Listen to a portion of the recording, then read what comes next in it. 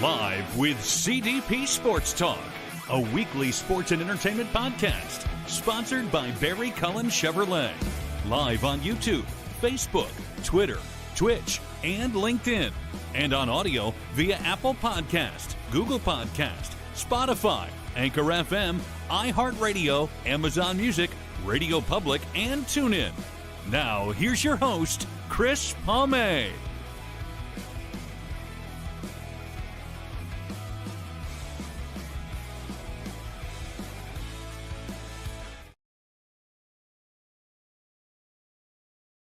Good evening, everybody. Welcome to Season 11, Episode 38, overall 588 of Live with CDP Sports and Entertainment Talk Show, sponsored by Barry Cullen Chevrolet Dealership, located at 905 Woodlawn Road West in the Guelph Auto Mall. Check out their website, barrycullen.com, for the newest selection of new and pre-owned GM vehicles, along with their great selection of all-electric vehicles and Cadillac vehicles as well.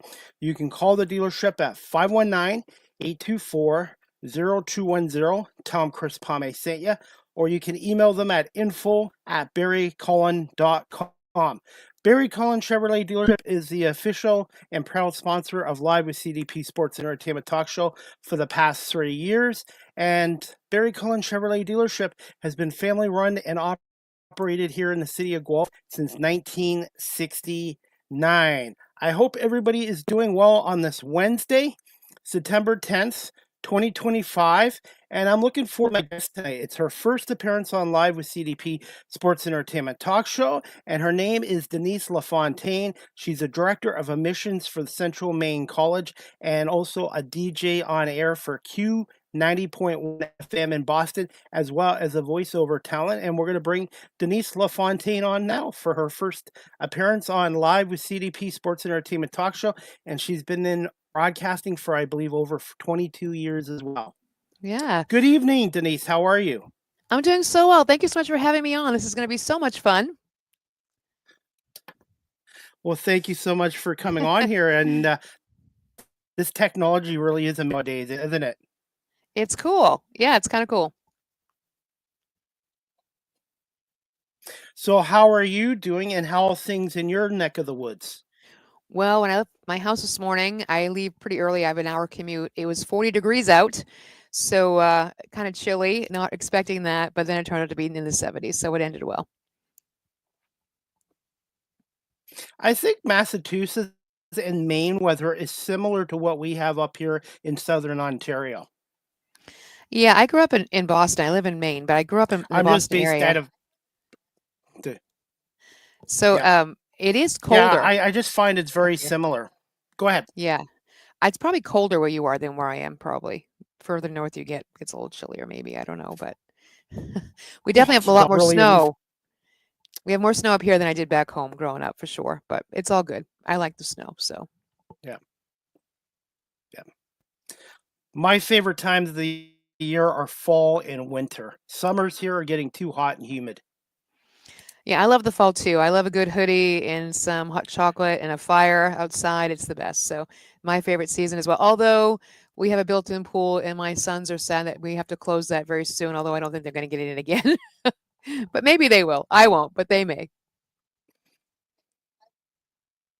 I know here in Ontario this week we're going to have probably 80-degree temperatures, but I agree with you. In the morning, the temperatures are much cooler, and that.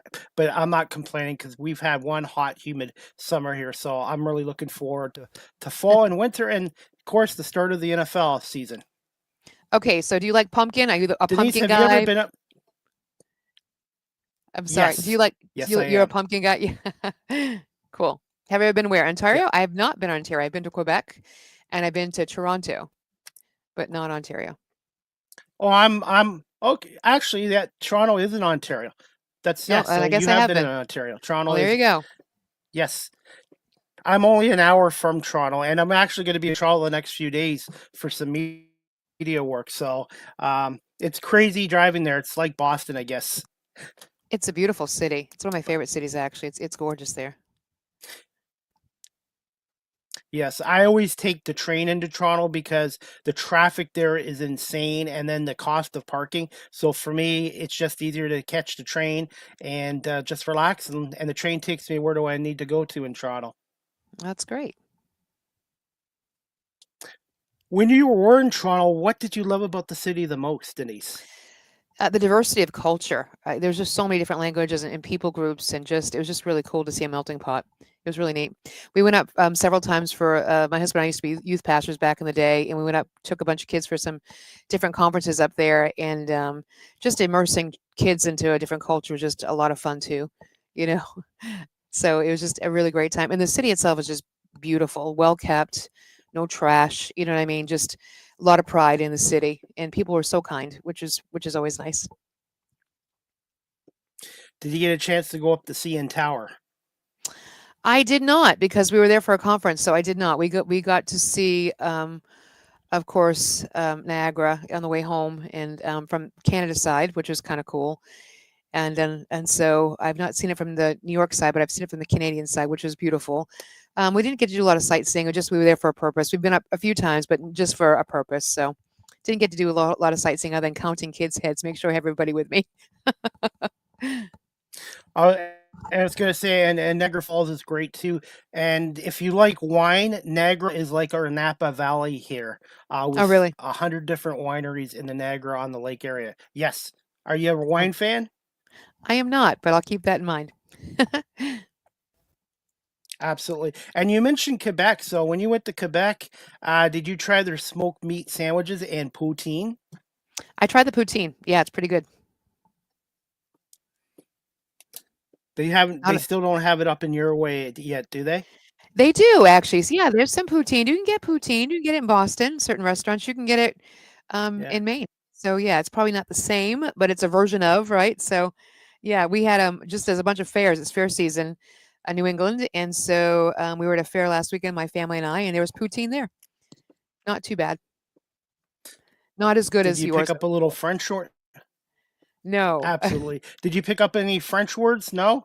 I can say a few words. Bonjour, madame, très bien. I took French when I was in school, but you know what? I'm actually wanting to take it again because I think it's important to be bilingual, and that's something I want to do is pick up another language.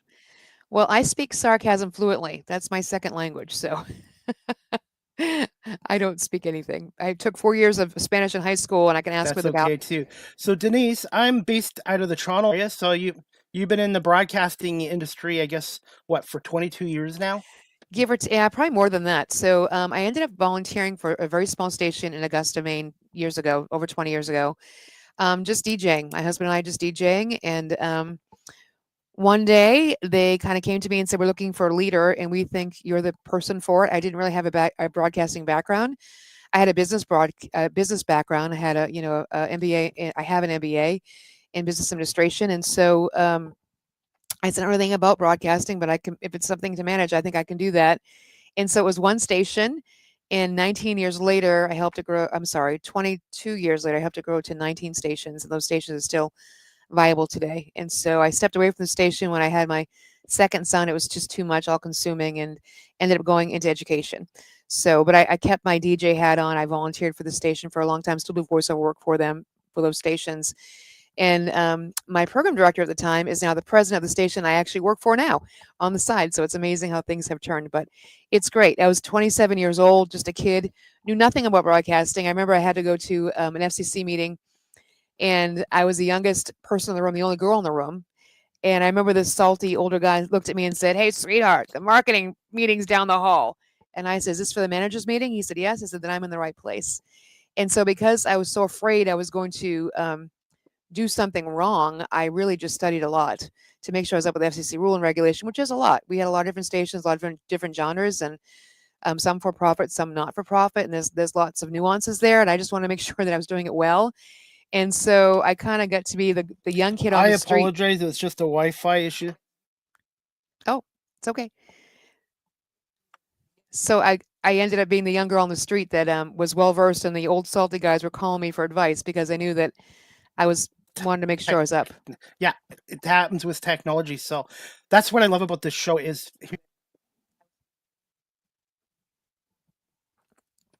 I think I'm going to take my virtual background off because I think that can affect the live streaming. Okay, I'll take it off for now. I apologize for that, Denise. Go ahead. I'm not sure what you heard, what you didn't hear. I was kind of going on about I'm stuff. just I was how you talking. started up. I was Oh, interested in broadcasting when I was in my 20s. Go ahead. No, so go ahead. I was 27 and I was volunteering for the station and just DJing, my husband and myself. And one day, the owners of the station came to me and said, "We're looking for a leader." And every time we think about it, your name comes to our face, our mind. And I said, "I don't really have a broadcasting background, but I have a business background. And so I have an MBA." And so they said, "Well, let's give you a shot." And so was honored to help grow the station from 1 to 19. That's still growing. And it's been an honor to do that. I stepped down when I had my second child. It just was all consuming too much.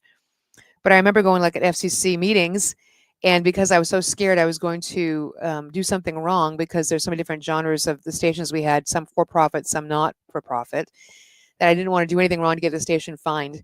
So I was really well versed and studied a ton. And I remember going to this FCC meeting, and I was the only girl in the room and the youngest person in the room. And at the time, I was the only female radio manager in the state. And so and the youngest manager in the state. And so I remember going to this meeting, this old salty guy's like, "Hey, sweetheart, the marketing meeting's down the hall." And I said, "Well, I'm here for the managers meeting." And so, the FCC guy was talking about regulations and asking questions. And I knew all the answers because I was so afraid. I was so afraid I was going to do something wrong. I just studied like crazy. And from that point on, I kind of gained the respect of those in the room. And every now and again, they would call and say, "Hey, we know you know the answer because we know that you're up on this stuff." And so, they would call me with questions and things like that. So it was a really fun journey for me, and I still love that station. Still volunteer for that station when I can. Still do voiceover work for that station, stations, I should say. But there are seasons in life, right? And so, um, I my program director for the flagship station 95.3 is now my boss at the Q 90.1. So it's kind of fun. Things have kind of changed. And I went into education, which is a love. And so I kind of married both of my loves together. I kind of do the radio gig on the side, do voiceover work on the side, and have my fingers in the pie for education. Denise, for my story, how I got into doing this was pretty well 6 years ago. I was doing some volunteer work with the basketball team. They needed a camera operator, and I'm like, I've never done camera work in my life. They showed me what I had to do. After the game was over, they told me I did a good job. They paid me, and then that led me to a cable company. And then during the pandemic, I started up my podcast show, and I told the producer, who kind of didn't believe what I was doing, and I said, I'm going into radio and I'm starting up a podcast, and 6 years later now I've done 680 episodes, and Wow. I've been on a radio station in Georgia for 2 years. But Good for you. unfortunately, thank you. But unfortunately, I'm seeing how cutthroat the radio and the media industry was. The station kind of got shut down. The owners of the station in Georgia pulled the plug on it. So I'm working my butt off to get back on the radio. But it's not an easy industry to go into from my experience. But this is something I have a passion for. It's awesome. We're really good at it. So congratulations. Thank you so much. And what advice, Denise, from your experience, would you give to those people that are watching live stream or later on audio that are looking to get into the radio or even the media industry from your experiences? I would say be fat. Be faithful, be available, and be teachable. Just make yourself available. Volunteer somewhere. See a need and fill it. And that's what I've always done. And doors just open that way. If people see that you're willing to sacrifice and volunteer, when opportunities open, they're more apt to use those people. And it's really done well for me through the years. And I tell my children all the time: be fat, be faithful, be available, be teachable, no matter what you do in life, and great things will come your way. Denise, how much has the radio industry and the media industry changed with the internet and social media? And I can't speak for the radio industry in the States, but it is kind of shrinking here. Do you find the radio industry is kind of shrinking in the States too? I think where I live kind of more in a central Maine, and so I think where I live, it's probably more alive because we have an older demographic where I live. Probably in the Boston area, they're probably struggling more. I do work for a niche station. It's a contemporary Christian station, so I think it has a niche market. So I think it's doing okay. But I think, times change. the message may not change, but the medium is going to change, right? Whether it's podcasting or, um, I think there's a lot of hybrids out there that I have friends that DJ and they're doing just what we're doing right now. They're live on the radio and they have a podcast going at the same time. So they're trying to capture different modes of an audience. And I think as long as we're creative, I think it has a potential of continuing on, but maybe not in the same way that it used to. What are your thoughts on DJing changing over the last 20 years as well because of technology? I think a person is a person. I don't think that technology can take the place of a real human being. I think that's just my opinion. But I think a personality is a personality. A personality is what carries the show. A personality is what people are drawn to. And so, a persona, right? And so, I think that's important. I think that if people can just be themselves, and I've just learned through the years, the more transparent I can be, and I just share life stories, real things I'm walking through, people can relate to that. And so, I think that's kind of where it's at. Just be yourself, be real, and I think people can relate to that. Somewhere in your story is somebody along that journey with you, and I think that's just really powerful. What are your thoughts on AI in the radio and the media industry in general? AI is scary. It's a very scary thing because, um, AI chat GPT is a great tool, and I use it pretty much every day. To be honest with you, I use it to help me be a better writer. Before I send anything out publicly, I run it through chat GPT, make sure my grammar is correct, my spelling's correct. Um, but I think if we rely on it I think it's too early. And I think if we rely on it too much, for example, I teach on the side, I'm an adjunct professor as well. And I ran some math problems through chat GPT and they were wrong. It was pulling from a wrong resource. And so I think that you have to really be careful with those types of things. As an educator, I don't like AI so much because I think that it's dumbing down our society even more. Kids are going to get lazy. They're just going to, hey, ChatGPT, write me an essay on this. And so I think I'd much rather have a student write something for me and work with that student and say, what are you trying to say here? Let's rearrange these words. Let it come from here. Let it come from here. And so I think it makes us better society when we do that. And so I fear for the next generation. I have a 13-year-old son and a 22-year-old son. I've been married for 30 years. And so I worry what it looks like for them in the next 15 or 20 years. What does education look like? What does the job market look like? Are we going to all be replaced by robots? Truly. The one thing I have learned or I've done for myself doing this, Denise, I'm not just the talk show host, I'm the producer, content creator. I edit video, I promote myself, I go out and get sponsorships. Yeah. So I wear many hats, not just this hat. And I might not be the best at everything, but I find in this industry, the more you're able to do, the more that helps your chances make it in the radio media industry. Yeah, I think you're exactly right. I think you're nail on the head. You're viable, right? And so I think utilitarian people are so important. You're a one-man show, right? This is your baby and you've grown it really Yep. well. But I think other Thank you. folks too, I think having more than one hat to be able to wear to give is so, so important. So, when I was a manager of that network of stations, I did all the fundraising. Somebody had to go out there and be a fundraiser, and it wasn't necessarily my cup of tea, but I learned to do it. I learned to make partners and make connections with the community. And we did a ton of outreach events, community events, just to let the community know that we don't want to just be a jukebox. We want to be here for you. And so we did a ton of family events and concerts, and just so that the community would come together and as being local stations saying, we want to be your local station. The issues that are important to you are important to us, no matter what that might be. And to be that, hey, there's a water main that broke on this road. Don't go here. That kind of stuff. Just being a real live voice in the community at any given time is powerful. I always tell my guests that, at any given time, I can go on the air and have thousands in front of me. And I remember we used to do pledge drives for one of the nonprofit stations. And I remember having a guest on air, and I said, the airwaves are more powerful than you think. And he was like, how powerful? I said, call it a mile marker, any mile marker you want. And I guarantee somebody will call him for that mile marker. And he's like, no way. I'm like, try it. So he did several times. And every single time he called it a mile marker, somebody would be like, hey, I'm just passing that right now. I'm like, they're more powerful than you think. Airwaves go where my hands and my feet will never go, but my voice will go. And so I want to make sure that whatever I'm saying on air brings forth a positive message of hope, to bring joy and positiveness in somebody's life. That's what it's all about for me. Denise, I still have a hard time liking my voice, and I've talked to some other people in the industry, and they said too they're not fans of their voice. When you first started this, did you kind of like your voice, or were you comfortable with your voice listening to it after? I hate hearing my voice. So I'm not the only one. No, I hate it with a passion. I've tried really hard through the years not to have any kind of an accent, so I can be more marketable, so I can do stuff. It's funny though because it kind of bites me. I put a pledge in for a voiceover job, and they're looking for someone from Boston. Well, I grew up outside of Boston. When I gave my demo, he said, "Where's the accent?" I said, "I don't have one." He said, "I can't use you." I said, "I can put one on, but I don't have it anymore." So I've just tried really hard to, not have a New England accent at all. So yeah, How Denise, when you're doing the fundraising for the station, you got to be a salesperson.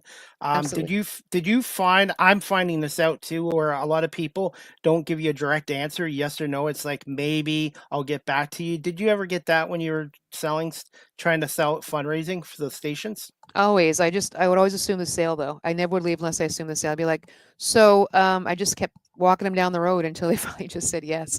But it wasn't just walking in cold though. You have to form a relationship. So, I was really successful, but what people don't understand or see, all the birthday cards, the Christmas cards, all the time I would just stop in and say, drop off my card with like a candy bar or coffee and just say, hey, just let someone know I was here, just saying, hey, just checking up. So it's a full-time job just doing that. And so I grew into it. I was able to raise a lot of money every year for the stations. We did pledge drives. I would raise, $500,000 every year for them. And so, which was a lot during the time. Today, that's probably not so much money, but back in the day when I was doing it, it was a lot of money. And so, just being faithful, just really caring about people. So I think that's the most important thing is being genuine. And truly, we were genuine, and I am genuine, and just said, I believe in the mission of the stations. I believe what it's doing. We had a kid station too. We're the voice of Coney Sports, is our local sports team, high school team. And so that was really important to me to have those broadcasts, the kids to be able to hear themselves, their play by plays. And for Grammy and Grampy that live, different states, it was online in the very beginning in the year early 2000s. And so that was really important for me. And so that's kind of how I did it in the beginning was found a need and filled it and found people that also believed in that need. And sports was a great venue for that. So it was an easy sell. Who doesn't want to hear their grandkid get called on air, right? Nobody. So it was an easy sell and a worthy cause. What advice would you give to younger people out there nowadays looking to get into sales? Because doing what I'm doing or what you've done, Denise, is a form of being a salesperson. What advice would you give them from your experience?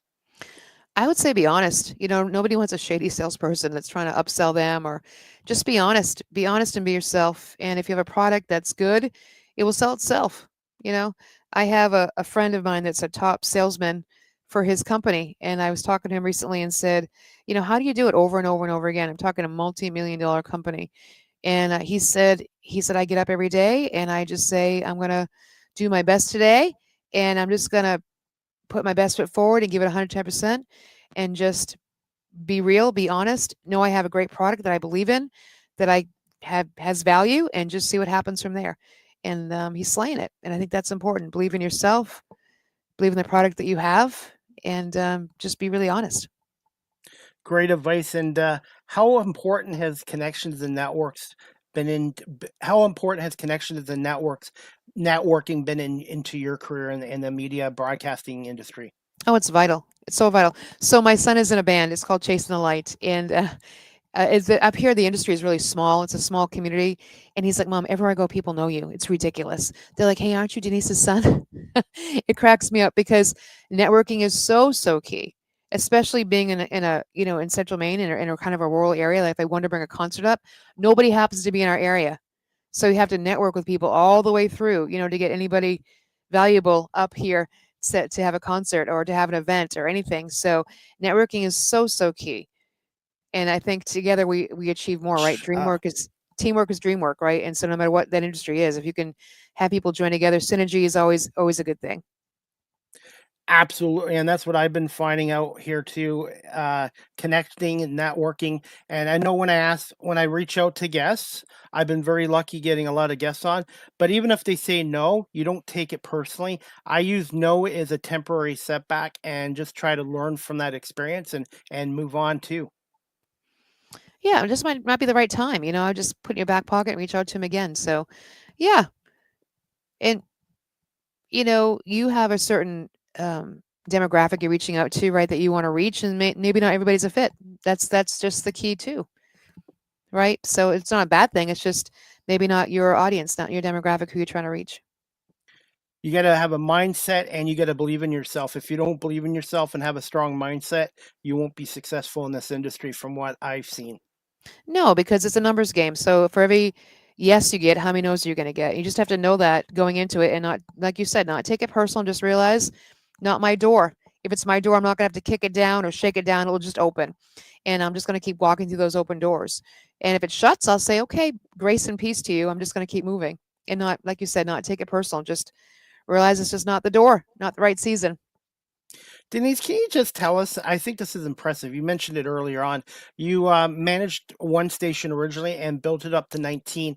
Can you tell us behind the scenes of doing that and how much it was to do it, to get it from one station to 19, and how satisfying was that?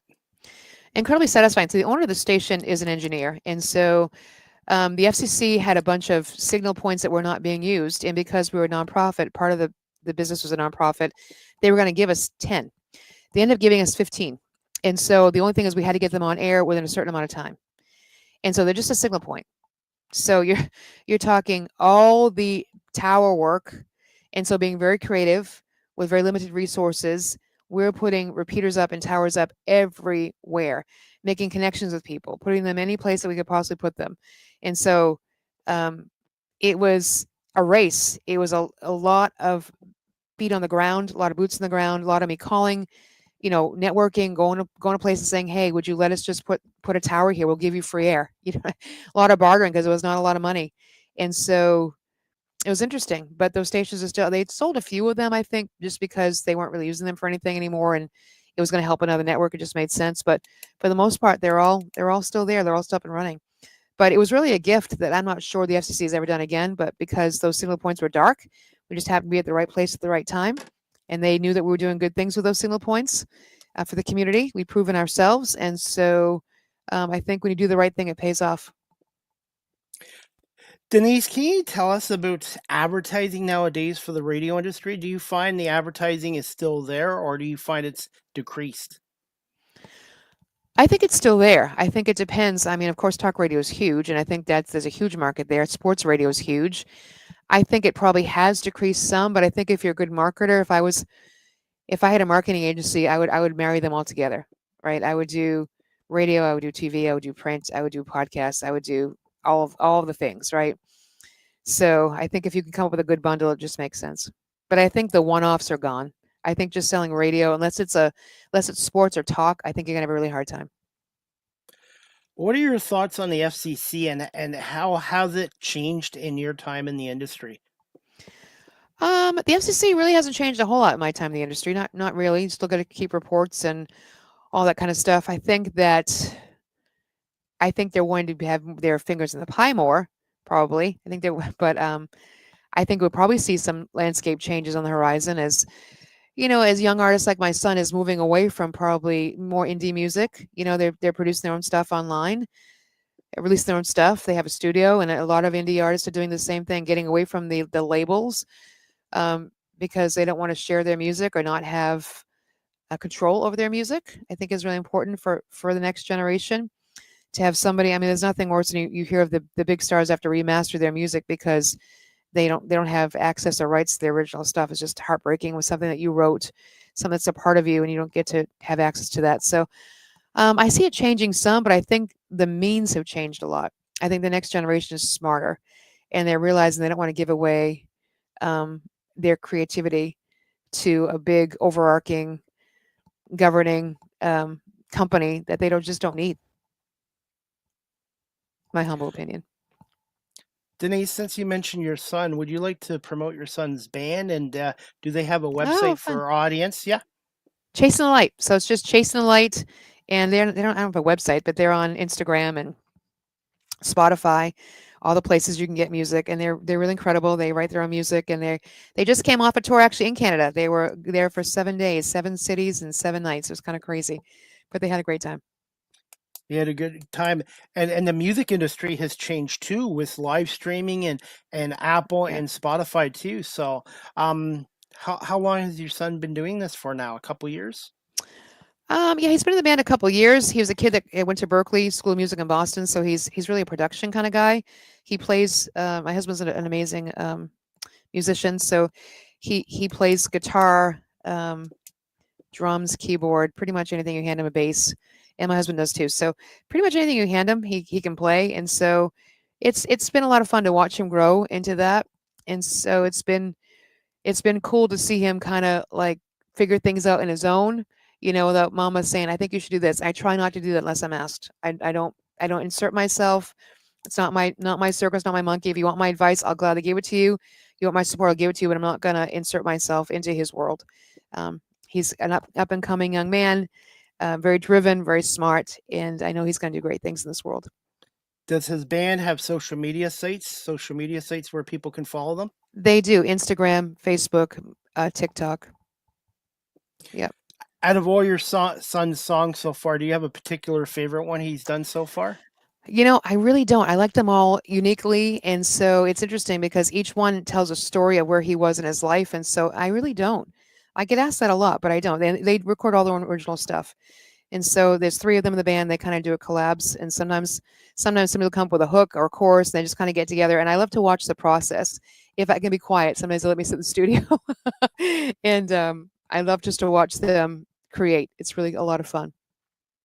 And I have a viewer on watching on Instagram Live right now. His name is Dylan David Music, and I want to say thank you to him for watching as well. And I've had a number of musicians on my show too, and it's a lot of them find music is like therapy too. Of course it is. Yeah, it's very creative. Of course. Denise, do you have any musical ability as well? I do sing. I haven't sang in a long time, but I do sing. I haven't. I used to sing in church quite a bit. I haven't sang in a number of years. I'd rather be the person behind the scenes now. So that's kind of where I like to be. I have some more questions for you, Denise. This one I wanted to ask you was, who were some of your early influences and mentors when you first started out in the broadcasting industry, if you had any? I didn't really have any. Well, I don't really think I had any influencers in the broadcasting industry, but I had a lot of people behind me that were supporting me, which is really important. So I had an advisory board that I would meet with weekly in the beginning stages and just say, hey, this is what I'm thinking. What do you guys think? And they were business owners, people that had buy-in to the station. It was really important to bring the community together. A lot of business owners, a lot of just people that just believed in what we were doing. And I thought that was really important. I really wanted to hear what they had to say. Like, what direction do you think we should go in? Where do you think what we're doing is right? Do you think what we're doing is wrong? And I had a board of people that would help me do events. So we would do all kinds of crazy things, bowling nights and listener appreciation nights. We rent out the local pool and just do fun things, just crazy stuff for the community. The 4th of July parade, passing out water, and have we would do block parties and have free barbecue, free hot dogs and hamburgers for just the community, and just let people know that kind of like Americana, the old fashioned 1950s feel of what a community should feel like. I just kind of wanted to bring that back. And we were pretty successful doing that. We had thousands of people come to different events that we would do and host. It was just an honor to be able to be a part of bringing a community together.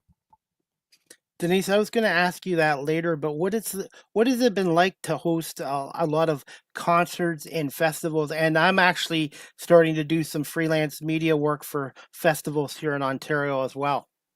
So the stations I work for were faith-based, and so we would bring in a lot of the big acts, and it's a lot of work, but it's a lot of satisfaction when you see, thousands of people. Like, you get on stage and you see a stadium that's sold out, and you know that it was birthed in your heart, to get it. You sit in a room with somebody and you get a storyboard up, and you're like, this is what we'd like to do, this is what we're thinking, and you get buy-in from your team first, and then you just start going out after it, and so it's a lot of satisfaction in that. And so I started an event called Soul Jam, and it took place at Funtown, which is our local amusement park, like a Six Flags, but on a much smaller level.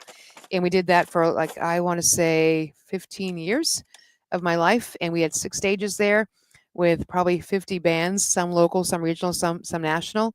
And we would see thousands of people come. Every year we did that. It was during Memorial Day weekend. And so a lot of satisfaction there, and a lot of humbleness for me too. And so I'm not the leader that's going to be like, hey, this is my thing. I'm the person that's behind the scenes with very much one of these in my ear, you know, not quite this crazy, but just saying, hey, what's going on at stage one, what stage two going on. But you have to have a village of people to pull that off. It doesn't just happen. It's not a one man show. You have to have buy-in from the community to help. You need hundreds of volunteers to pull that off, and we did. I was really thankful and blessed that we had so many folks that would help us out.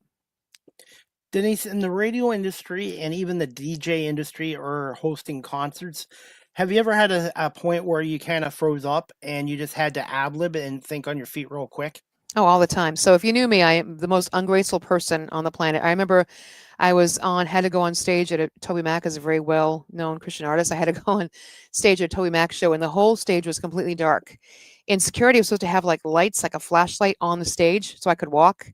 Well, they were nowhere to be found. So I had the light of my flashlight on my phone, which wasn't really doing anything, and I tripped on stage. And I didn't fall, but I tripped. And it was obvious that I tripped, and I was just like, had to ad lib. you know, and I've had to ad lib a lot. And so, I'm not afraid to make fun of myself. You just got to take it as it is. I don't take myself too seriously. And, I'm okay with that. I think that's probably served me well. When I first started doing this show in March of 2020, everything was scripted and I wasn't very good, I'll be honest. But I had a friend that was with TSN, which is like ESPN here. He believed in me and I ended up getting my first guest on. And then I had a couple more guys come on from the Toronto Raptors and the Chicago Bulls. And they gave me some advice. They told me, hey, it's okay to write points and notes down when you do your show, but talk to your guests like you're at a coffee shop or at a concert or out in public, because they told me natural conversation is much better than scripted, and their advice really helped me along these past 6 years. Yeah, I think that's exactly true. I think it's very, very true. Just be yourself. I mean, honestly, I get more out of my life just being myself than anything else, which is just, so, so, so important in life. So yeah, if I triple my words, so what? The most embarrassing moment I ever had in radio, it was a live radio, and I was doing a morning show, and and I was in a spinning chair, and I went to turn to get something, and I was wearing slippery pants, and I fell off the chair Oh, right on the ground, live radio, and oh, I just said, for my next trick, guys, I'm gonna do a juggling act, and I just, made a joke of myself, and the phones lit up, and people were like, "What are you doing?" I mean, just it could have been a crazy awkward moment, but it ended up being a great moment. So it's all good.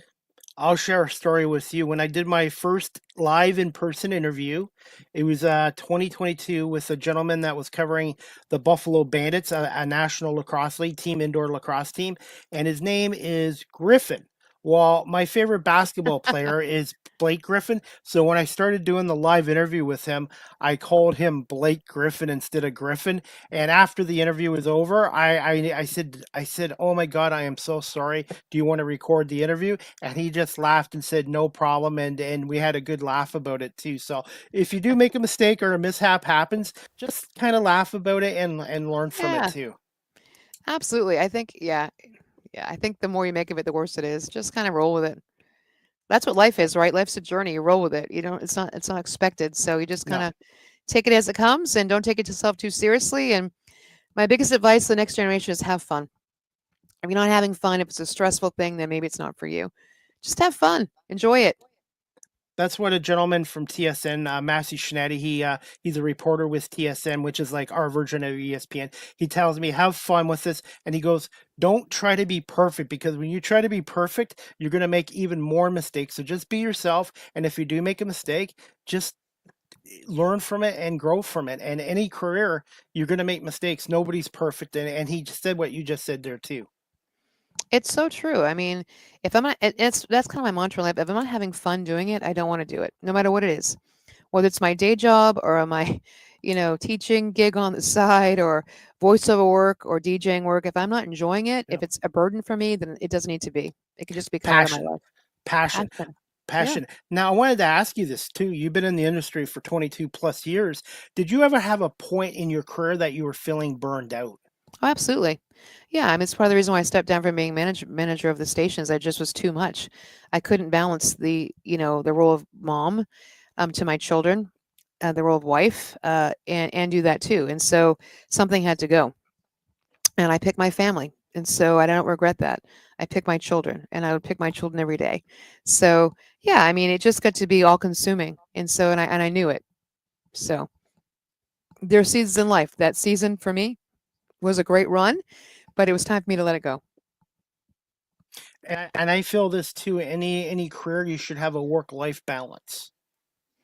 Absolutely, yeah. Because if you, I have a good friend that says this always says we teach people how to treat us, and I think that's so true. Because if you don't set up healthy boundaries, then people will walk all over you, and especially if you're a salaried position like most positions are, that I remember I remember somebody telling me my work hour began at 40, and I said, I'm sorry, my work hour ends at 40, so that's what I'm contracted for. I'm not going to just that's a younger version of me may have been like, oh, okay, but now where I'm at today, I'm like, I don't think so, buddy, try again.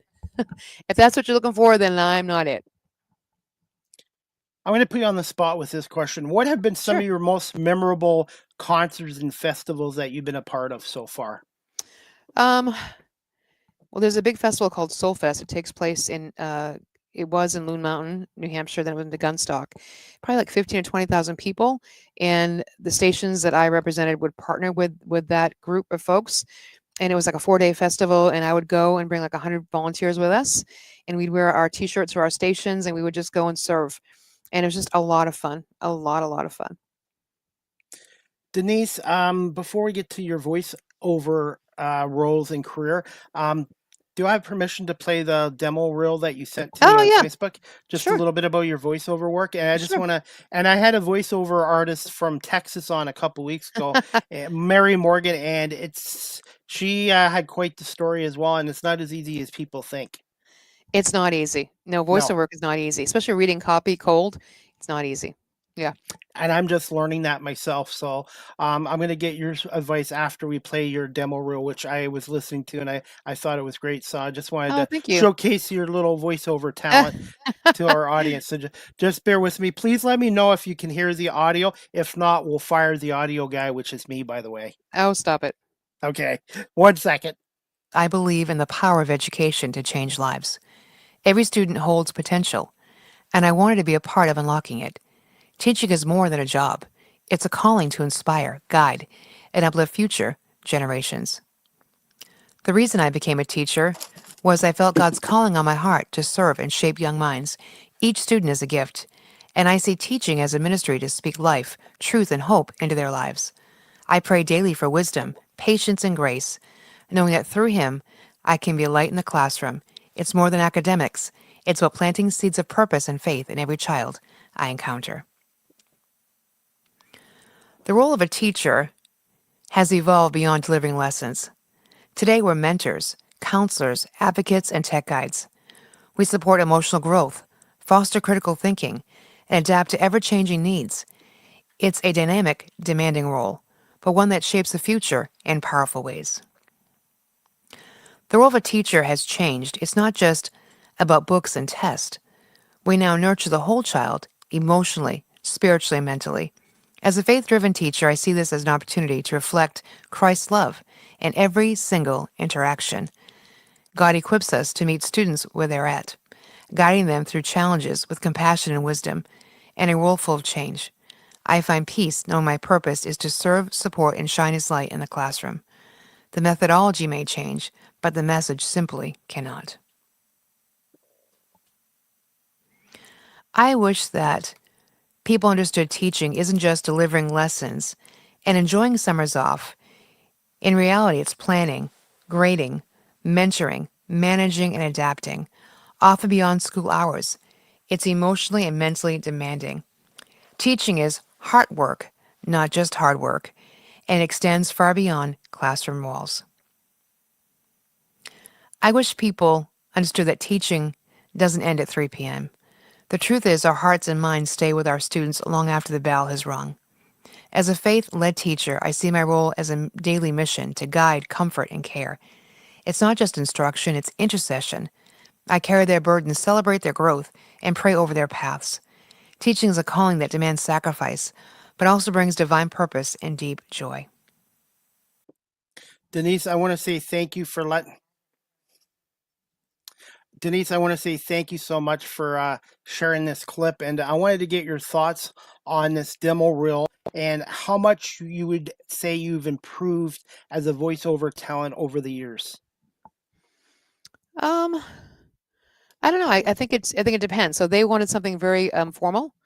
So I wrote that and I kind of had notes and kind of read off it, but a lot of it was just from my heart. But they wanted something very formal as they were doing some sort of promotion. It was for Moody Radio, and so it depends. So I was a yellow crayon for an ebook once. It was kind of fun. So yeah, I've done interesting things through the years, and so sometimes the pay is great, and sometimes it's just the experience. But I think I just don't take myself too seriously, and I just try to deliver. And it's not always a one take. I try to do it in a take. To be honest with you, those are one takes you just heard. It was one and done because I'm a busy lady, and so I'm just like, I think about it though. I prepare my heart and my mind, and I just go for it. I shut my eyes, and just go for it. So, but I don't think I could have done that 20 years ago, right? And so I think you just learn. I kind of know my boundaries. I kind of know the things that I'm proficient at, things that I'm well versed at, and things I'm not well versed at. So, for example, one year we had somebody call out. We were doing a play-by-play for Kona Sports in Augusta, Maine, and it was a lacrosse game. I know jack about lacrosse, Zippo, and so we found someone that could do play-by-play, but I ended up doing color, and I can do color all day long. So I just had fun with it. Now, don't ask me. I just was really honest with the audience. Said, "Listen, I don't know what's going on in the field right now. I'm just letting you know that, but the uniforms." They look great in, okay? And I was talking about the vendors and what was going on. And so I just added a little bit of life and a little bit of joy when I had no idea what the heck was going on. Now, if I'd gone in there and faked it, anybody that knew anything about lacrosse would be like, she has no clue what she's talking about. So let's just be honest and be like, listen, the guy that's supposed to be here is sick. And so you got me and you got me the next hour. So let's make the best of it. So that kind of stuff. How would you describe yourself as a voiceover artist, and what makes a good voiceover artist, in your opinion, in 2025? I think what makes a good voiceover artist in 2025 is to be able to deliver what the customer is looking for, no matter what that is. If they're looking for, a certain tone or, if they want it to be more joyful sounding, whatever they're looking for is to be able to, it's a product. And so I want to be able to deliver a good product, no matter what that is, no matter what genre it is. What has been one of your most memorable voiceover roles so far? The yellow crayon. The yellow crayon. I was a yellow crayon and I used my real voice. It was the weirdest thing ever. And I don't even know what ever happened to it, but I got paid and that's all that really mattered. But it was fun. It was an interesting time. I've done a lot of PSA type stuff, don't drive drunk, that kind of stuff, a ton of PSA kind of stuff through the years. That is just community minded kind of things for different genres of radio. I've done ads. I've done a ton of ads. So I don't know. It just depends what the customer's looking for. It's usually back in the day. I did. It was a financial company, and this is probably one of my most memorable because I had to learn the words and what they meant. So words like fiduciary, a lot of financial terms that I just was not at the time. I was younger. I was not really well versed in what those terms meant, and so I actually did a series of CDs where I really read their manual for them, and they used it in their company to train their employees. So it was like a computer-based learning, and so it'd be my voice over their handbook, and I'm reading it to them as they read along. And there was like 6 CDs. It was crazy. For those that are looking to do voiceover work, from your experience, would you recommend going to voiceover classes? And have you thought about maybe one day teaching voiceover? Well, it's interesting you say that because the college that I work for has a communications degree, and I have been asked to teach in the future communications, like what that looks like in broadcasting. So, yeah, I think I would love to do that. I would. I don't know if I would take. I guess it would depend. I think I'd have a shot at just stab away. I have a friend that gentleman that I go to church with that took voiceover classes, did all the things, invested all the money, and made sure he had the best whatever. I don't think he's doing a whole lot with it. So I guess I would just put myself out there, make a good demo is the most important thing. present yourself well, put your best foot forward, and see what happens. Apply for a lot because you're not going to get every job. For every 10 you apply for, you might get one. So you got to make sure you don't take it personally, and you just got to keep going and reaching for opportunities, and hope the right one will come through. Always have to have something in the pipeline. If there's nothing in the pipeline, you're not going to get paid. So always have stuff out there. There's a ton of resources out there online that you can, apply for. And they tell you exactly what they're looking. We're looking for a male, 25 to 35, whatever, or female, whatever it is. And you can just, if you meet those qualifications, you can just throw your hat in the ring and see what happens. Denise, have you ever taken voice or vocal lessons as well? I have not. Denise, can you just tell us about your current role with as a DJ with Q91.1 FM in Boston, and overall, what's the market like there? It's in Worcester. I'm not really sure what the market is. I'm just a DJ. It's a beautiful station. It's reaching thousands and thousands of people. It has a niche market. It's contemporary Christian music. And I think people listen as they're driving, as they're working. It's just safe for the family. And I think that as people are outside barbecuing, it's just kind of in the background. And every now and again, somebody like me comes on and says, "Hey, how are you doing? How do you feel about this? What's going on in your life?" And so I think it's just that connectivity is so important to connect with an audience that says, "We're here and we care about you." What have been some of your most memorable interviews and stories you've done in your career in the media industry? So I have a funny story. So I didn't interview this person, but I have a good friend that used to be the manager for YouTube. And so I was talking to him on the phone one day, and he's actually the producer and owner of something called Soulfest, that big festival I was telling you about. And I was talking with him one day, and he said, "Oh, on the other line, I got Bono." I said, "No, you don't." He goes, "Yeah, I really do." I'm like, "Yeah, right." He goes, "You want to talk to him?" I'm like, "Yeah, sure." So I actually got to say hi to Bono. And at first I thought he was joking. And I'm like, "Oh my gosh, I really said hi to Bono. That was so much fun." So that was probably my most embarrassing, because I thought he was like kidding me. And it really was the real deal. I probably made a fool of myself, but it's all fun. How long was the conversation with them? Oh, not long. Like maybe Not a long. minute, maybe if that. Like, "Hey, how are you?" And he's like, "She doesn't think you are, you say you are." And he was like something like, "Well, love, I'm not sure how to," in his little accent. And I was like, "Oh my gosh, I think it really is him." But yeah, Have you thought about in the future when you wind down your media broadcasting career to do maybe a little book? I'm actually writing a book right now that you say that. So my story is interesting. I've lost my dad, my mom, and both of my brothers young. And so I'm writing a devotional book right now called Still Smiling, Still Happy. And so it's really their stories of life. And I just want to keep their memory alive. And so I've been working on that for a little while. Is it going to be available on hard copy? Is it just going to be digital copy? I have a deal with Amazon right now, and so it's not finished yet. I'm still working on it, but it's going to be digital and for print through Amazon.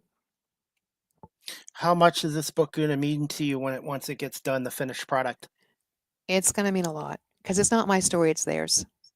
So it's stories of me growing up, and you know, for example, when I graduated from college, I remember words that my brother wrote in the back of my yearbook that still help me every day. He said this to me. He said, "Denise, if you want to lead the orchestra, you have to turn your back on the crowd." And I can't tell you how many times those little words of advice have really just come into my heart and reminded me that if I'm going to be a leader in anything in my life, that I can't follow the crowd. I have to find my own path. And so it's those types of things that I just want to share their wisdom to another generation. They were there for me, and I want to give that back. How hard was it to pick a title for this book? Um, well, it came out of a lot of grief, right? So I've gone back and had rewritten some things because it's just raw emotion. Some of the chapters just pure raw emotion. And I started writing after I lost. So my brothers are identical twin brothers. They died at 52 years old. I'm They were born. sorry. Thank you. They were born 2.5 minutes apart. They died 2.5 months apart. Oh my And God. so it was just a double tragedy. And so it was, I had to be the one to tell my parents that they lost their sons, and it's not easy to do that. And so it was birthed out of that. And then, my nieces and nephews, like, what is my role now in their lives? Am I the fun aunt? What am I? And so, and both of those, my nieces and nephews, both lost their mom and their dad. So they're in their 30s now and they are 20s. And so now again, my role has changed. Like, what is my role in their lives? And so again, I don't insert myself in their lives. So they want my advice to come to me. I just say, hey, I'm here with open hands, open arms for you always. And if you need me, I'm here, but I'm not going to like insert myself into your life. So that's that. So out of great despair, hopefully comes great joy. When the book is published, are you self-publishing or did you find a publisher? Amazon is going to help me do it. Amazon? Yeah. Yeah. How would you describe yourself as a writer? And what advice would you give to somebody who's looking to write their own book one day? I think I write conversational style. So probably very much the way I speak is what you're going to read in a book. If we were like having a conversation, if you're reading what I'm writing to you, it's like you and I are having a conversation. I'm writing directly to you. And when will this book be available? Obviously on Amazon and any other bookstores? I don't know yet. I haven't finished it yet. It is finished, quote unquote, but I'm going back and revising quite a bit because, like I said, some of the stuff is just too emotional, and I kind of want to take some of the emotion out of it. So, yeah, I don't know. 6 months to a year, hopefully. Well, congratulations, and Thank you. I will definitely have to look for your book on Thank Amazon. you. Thank you for having me on too. It's been so much fun. Thank you for allowing me a platform to share my life. You're welcome, Denise. Do you have a few more minutes for a couple more quick questions? Of course. Okay, Denise. How did you end up being the director of admissions for Central Maine College and as a professor? And what are some challenges you face as a director of admissions? And what do you enjoy the most about that role and as being a professor too? Well, I was the head of a faith-based private school for 20 years. So when I left the radio station, I went back in education and took a position as a head of a school, a small private school of like 250 students with a daycare of about another 80. And so I did that for 20 years, grew the school. So I obviously in recruiting is a huge part of being in a private school. It's selling. Again, you're selling. Did fundraising for the school. And so I was tired of making that donut though and wanted to make a different donut. And a good friend of mine called me that works for the college I work for now and said, hey, we got this position open. I think you should apply for it. And I was like, I don't even have a resume. And he said, I think you should make one. So I did. And I applied. And that week I had the job and I just walked through it and I have not looked back. It's been a great joy and it's been fun. And of course, I've taught in the classroom for years, being in a private school and there's not a teacher or you can't find one, you end up being in the classroom. And so I have a lot of experience teaching. And so it just kind of naturally opened up a door. Like I said, doors open up, I'll walk through them if they're the right doors. And it just is the right door for me. And I'm really enjoying my time there. How would you describe yourself as a teacher and what's the size of Central Maine College? About 5,000 students. As a teacher, I'm teaching math. And so I put myself in their shoes. A lot of these students are scared of math. They think they're not good math students for whatever reason. Somebody has told them that. And I'm there to tell them that anybody can learn math. So it's just numbers and don't let it beat you. Don't let it kick you. So I just try to be real and try to take the sting out of it and say, I'm going to be with you the whole process. I'm not going to let you fail. If you put the work in, we're going to pass together and you're going to be great. And at the end of the season, at these 16 weeks, you're going to say, wow, I really can do this. And you're going to be proud because you're going to have the grade that you earned. And it's going to be a great grade. How satisfying is it seeing students learn and do well? Oh, you can't put a price tag on it. You really can't. And so when you see like an aha moment when a kid's like, oh, that's how you do that. And you see them, they get the right answer, they're like surprising themselves. That's why I love math because it's not black and white. It's either right or wrong. 1 + 1 is always going to be 2. You can't argue. There's no subjectivity to it. So that's why I love teaching those courses because I don't have to argue with anybody that 1 + 1 really is 2 because it just really is 2. Some of the other courses, the Englishes and some of the other, philosophical courses might be a little harder, but this is just black and white. When I was in school, I did okay, but I didn't know what I wanted to do, and they didn't have this technology. And now I'm convinced if I went back to school with all my life experiences, I would probably be a straight A student. So I'm now doing some public speaking for local high schools here in this area Good once for a you. month. Thank you. It's a great honor, and I'm still trying to get better as a public speaker.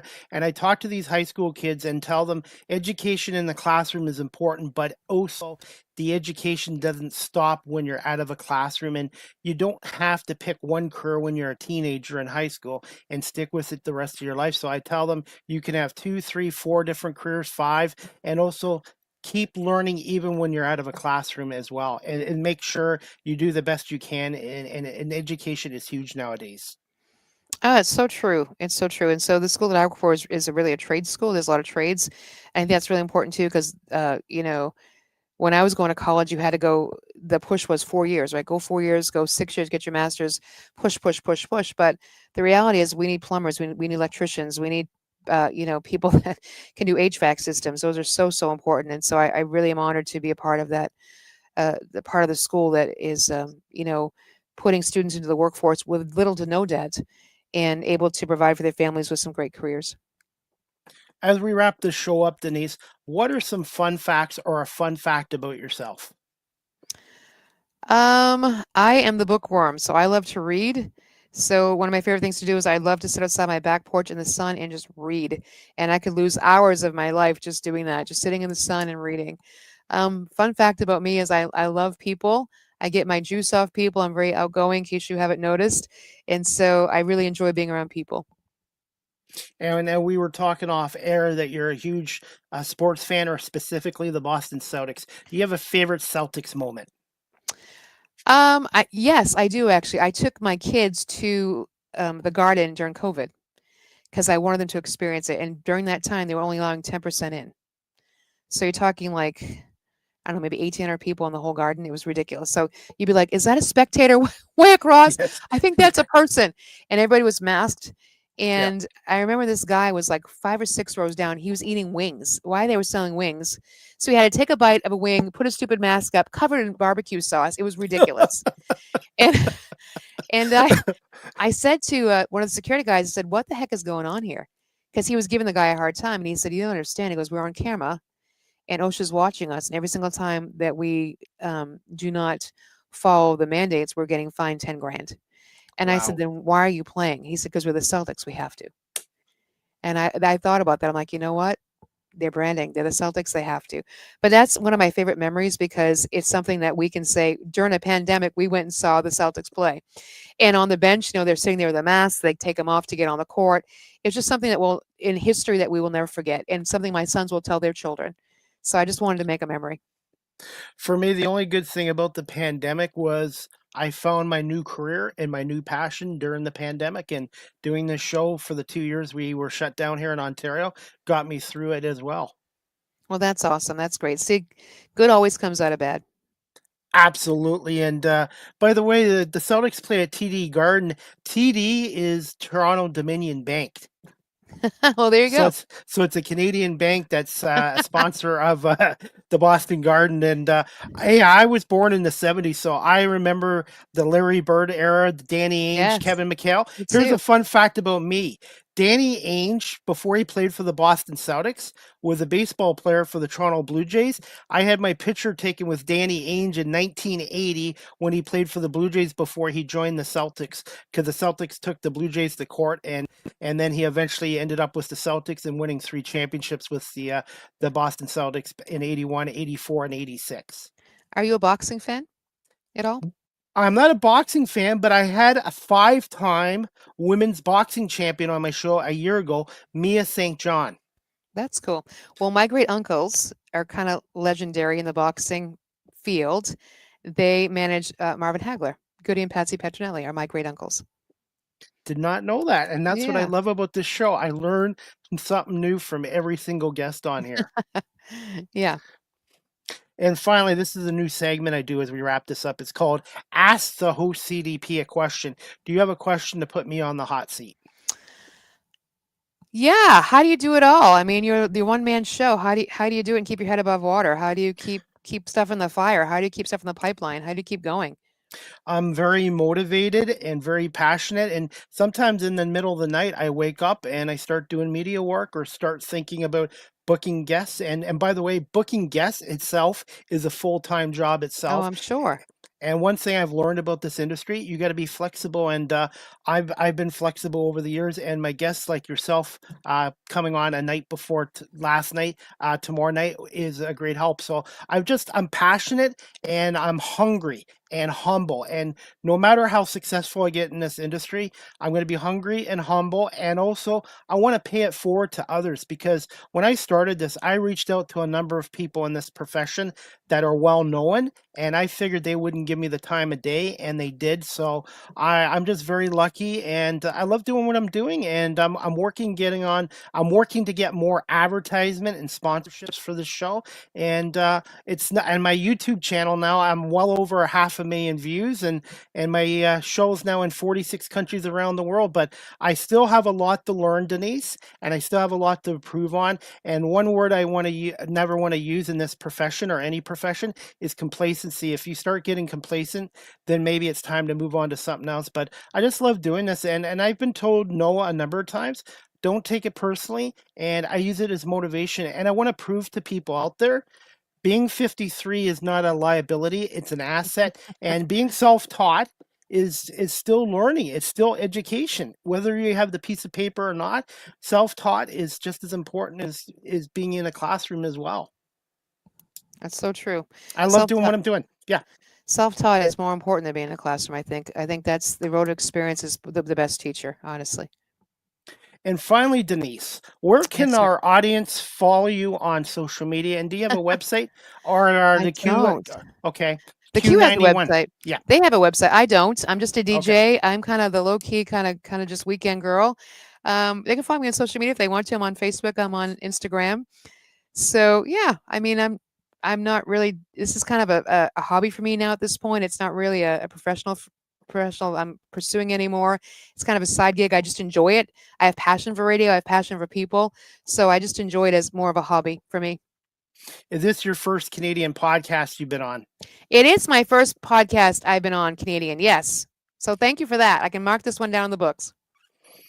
And finally, there was something else I was going to ask you. Oh, now I remember. I Okay. write stuff down. By the way, It's when you okay. turn 53, your memory's not as good. So I always have a piece of paper and a pen with me, write stuff down. When are you on air next? When can people listen to you on Oh, thank you. Q90.1 FFM?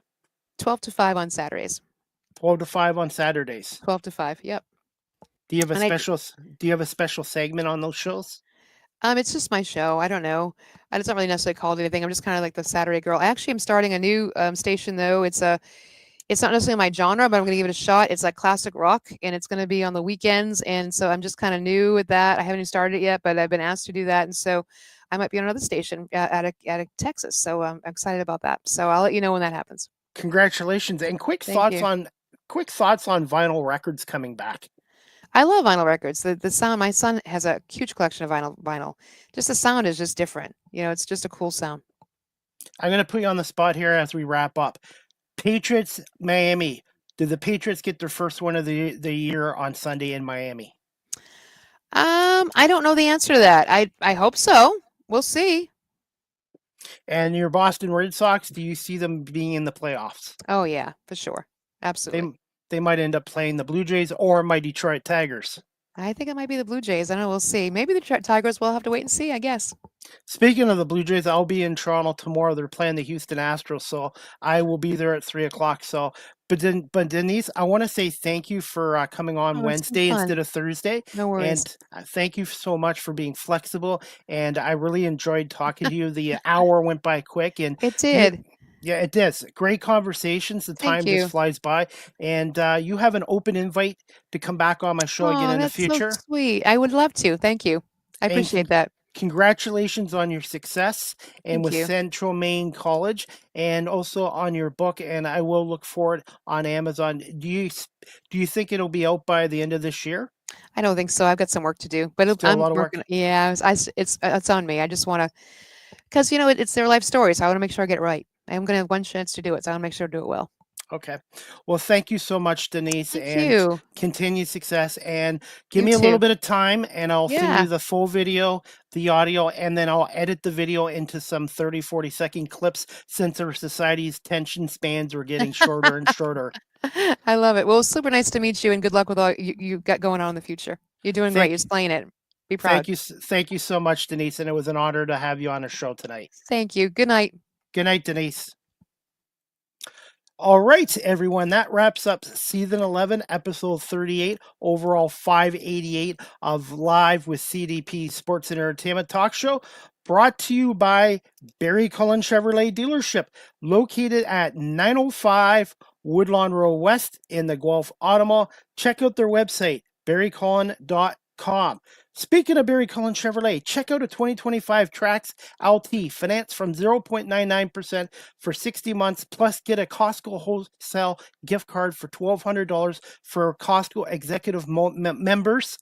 $1,000 for non-executive members. More details at barrycullen.com or visit the dealership at 905 Woodlawn Road West in the Guelph Auto Mall. And again, Barry Cullen Chevrolet is the proud sponsor of Live with CDP Sports and Entertainment Talk Show. And I want to say thank you to my guest tonight, Denise Lafountain, a disc jockey at 90.1 FM.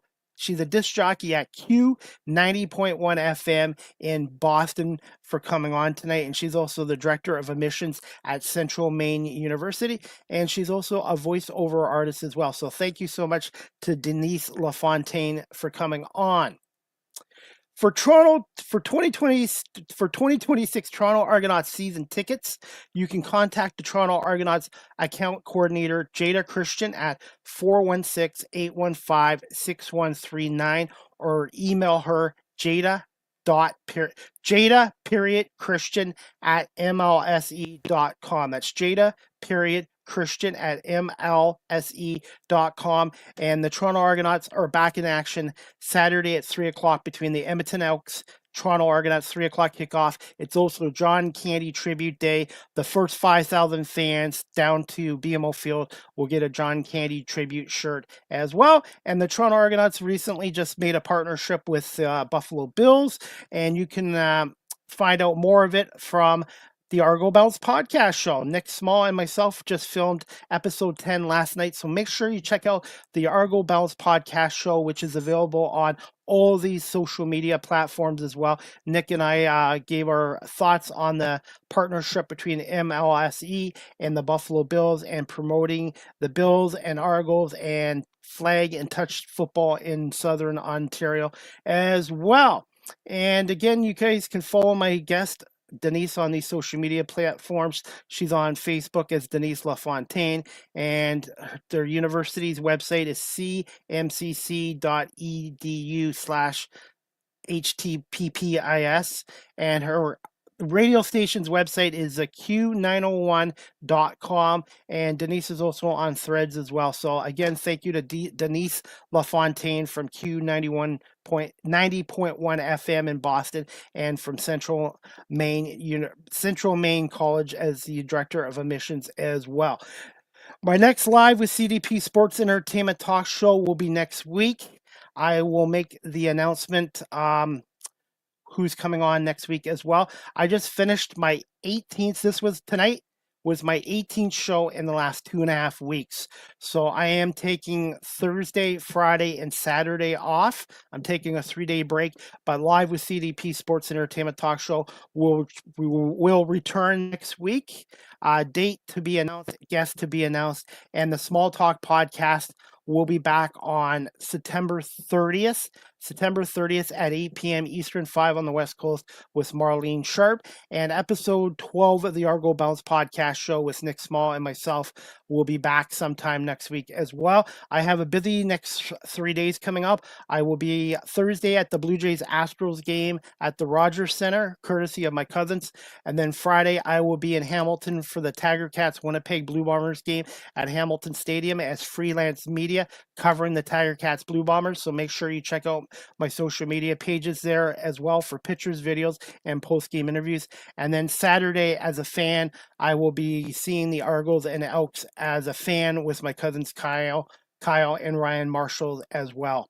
And I'm looking forward to it. So a busy weekend, 3 games in 3 days, and I'm really looking forward to it. So make sure you check out my social media pages for pictures, videos, and some pre and post game interviews as well. And before we wrap up this show, guys, if you're looking to adopt a pet, check out the Cambridge and District Humane Society.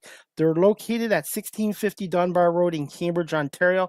Telephone number 519-623-7722, extension 0, or visit their website, cambridgehumanesociety.org. All the animals that are up for adoption there are on cambridgehumanesociety.org. And right now they're looking for gift cards to the Dollarama store, cat litter, dog food, cat food, pet supplies. And every Wednesday, in the Cambridge area, if you're financially struggling with the cost of pet food, they have a pet emergency fund there as well. And if you're out there and you have pet food at home you can no longer use, please consider donating it to the Cambridge District Humane Society. They're located right across from the Cambridge Center Mall at 1650 Dunbar Road in Cambridge. Michelle Galatly and Kat and the entire staff do a great job looking after our homeless furry friends and taking good care of them and making sure they're adopted into good homes with good families as well. So please consider donating or donating, cash donating, donate. I'm going to reword this. Please consider donating money or dog or cat food or pet food or garbage bags, cat litter to the Cambridge District Humane Society. They do a wonderful job there as well. And finally, as we wrap up the show, guys, Live with CDP Sports and Entertainment Talk Show, again, is live streamed on YouTube, Facebook, Twitter, X, Twitch, LinkedIn, and now available on Instagram. Make sure you follow and like and share as well. And also check out my YouTube channel. Chris Palme, live with CDP Talk Show. Make sure you subscribe, share, and like. And I want to say thank you to my 685 subscribers. I'm only 15 away from 700, so let's get up to 700 subscribers. And I want to say thank you to everyone for watching my YouTube channel and my YouTube Shorts channel. I'm over 511,000 views as well, so thank you so much as well. And that wraps up tonight's show. I want to say, before we wrap up the show, guys, Live with CDP Sports and Entertainment Talk Show. The audio version is on these platforms: iHeartRadio, Amazon Music, Spotify for podcasters, Apple Podcasts, Breaker, Pocket Cast, Spotify, Castbox, LinkedIn, Pandora, Tuned In, YouTube Music, and Good Pods. Make sure you subscribe, like, and follow there as well. And finally, you can email me at live with CDP Sports and Entertainment Talk Show at cpalme19@gmail.com. Any comments, questions, suggestions, feedback would be greatly appreciated. And if you'd like to support my content on my YouTube channel and my talk shows, you can pay me through PayPal, cpalme19@gmail.com, and I'm on PayPal if you'd like my content and would like to contribute and support it as well. And finally, before I wrap up this show, guys, Toronto Argonauts, Edmonton Elks, Saturday at 3 p.m. And Sunday, the game of the week in the NFL is the Philadelphia Eagles, Kansas City Chiefs, rematch of Super Bowl 57 and 59 this Sunday, 4:25 at Arrowhead Stadium. It's going to be the 1-0 Eagles and the 0-1 Kansas City Chiefs. And Jalen Carter will be in the lineup for the Eagles. He served his 1-game suspension for a spinning incident against Dak Prescott and the Dallas Cowboys. And Kansas City's coming off a loss to the Chargers. So this is a huge game even for week 2, and I'm looking forward to it. If you like the Kansas City Chiefs, check out the Chief Concerns podcast with Jason Dunn tonight at 8:15 on YouTube. Just type in Chief Concerns podcast, and they're broadcasting live at 8:15 tonight. And Jason and his co-host are going to talk about the Eagles-Chiefs matchup and how Kansas City can win that game. And sure, I'm going to comment about how the Eagles can win this game as well. But Jalen Carter, the big man, will be back in the lineup for the Eagles this Sunday. 4:25 kickoff from Arrowhead. You can listen to WIP 94.1 FM with Merle Reese, Mike Quick, and Devin Caney on the radio call, or Kevin Burkhardt and Tom Brady on Fox as well. And as we wrap up the show, guys, I want to say thank you again to my guests, Denise Lafountain from Q90.1 FM in Boston, and the director of admissions with Central Maine College, and a voiceover talent for coming on as well. I hope everybody has a great night. Enjoy the upcoming CFL games, the NFL games, and Major League Baseball, and make sure you check out my social media pages tomorrow for some pictures and some videos from the Blue Jays Astros game tomorrow at 3:08 at the Rogers Center. I'll be attending with my cousins Kyle and Ryan and Jim from London, Ontario. I hope everybody has a great night, and thank you everyone for watching and listening to Live with CDP Sports and Entertainment Talk Show, sponsored by Barry Cullen Chevrolet Dealership here in Guelph. And we'll see you back here next week with another edition of Live with CDP Sports and Entertainment Talk Show, hosted by yours truly, Chris Palme. Have a good night, guys, and make sure, as always, go Argos, fly Eagles, fly, go Birds.